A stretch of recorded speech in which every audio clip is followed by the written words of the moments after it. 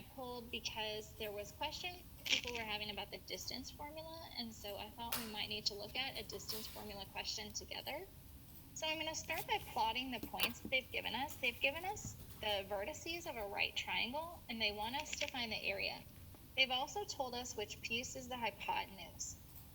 Remember that the hypotenuse is across from the right angle in a right triangle. So I'm going to plot the points. This is negative 2, 5 for A. B is at negative 4, 1, or negative 4, negative 1, sorry. Helps if I plot these correctly. And then 1 is at 1, 4 for C. So these are the coordinates for the triangle.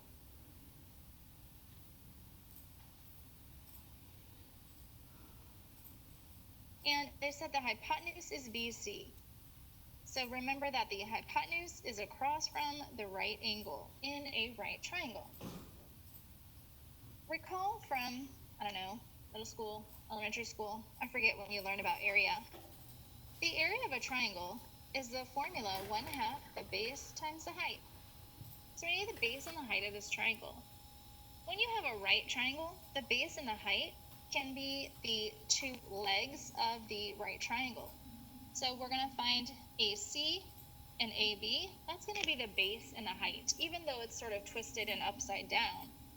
I'm going to use this for the base and this for the height. And we're going to use those measurements to calculate the area. So to get those measurements, we could use the distance formula, which I will do the distance formula for one of them. But I wanted to show you that when you have a graph, you don't really have to do the whole distance formula. You could draw in like a slope step where that length is the hypotenuse of a right triangle.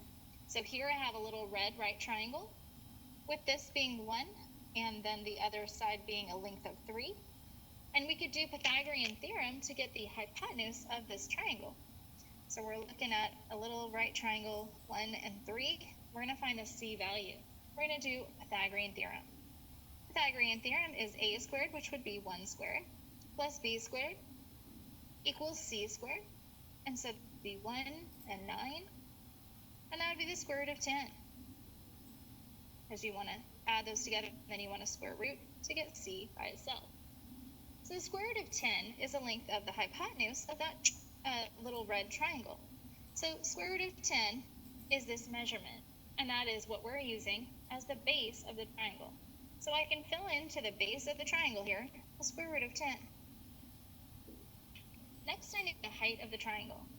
And the height of the triangle is going to be the distance between A and B.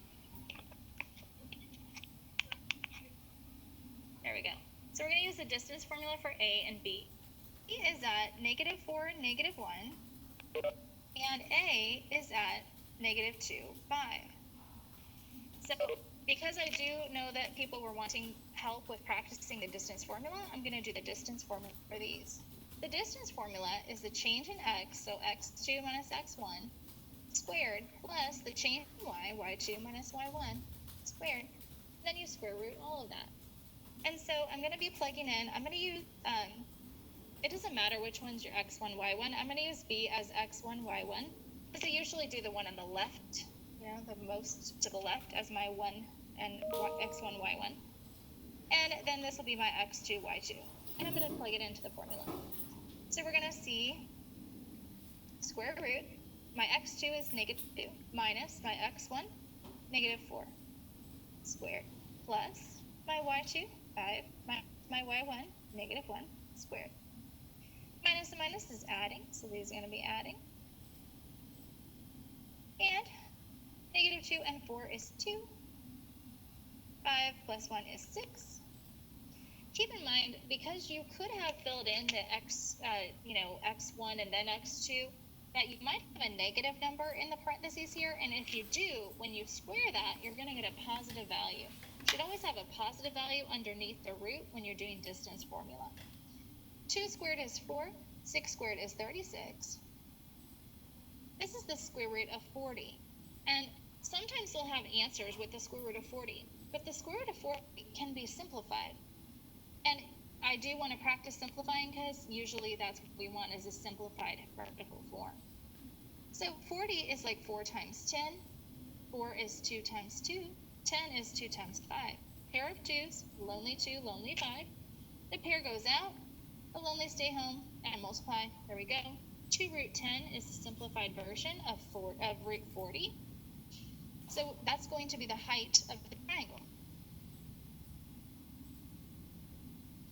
Now, we're not really used to multiplying when we have roots and stuff like this. So when we are doing this simplification here of this product, when you have roots, the roots can multiply together. So we have a root 10 times a root 10, and your coefficients are going to multiply together. 1/2 times 2. So 1/2 times 2, and root 10 times root 10. So 1/2 times 2 is just 1.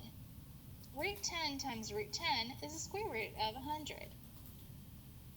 And then the square root of 100 is 10. So we're looking at 1 times 10, and that's 10. So the area of this triangle is 10. So it's kind of neat how it all worked out, how we ended up with no radical, because it just simplified so perfectly. Look at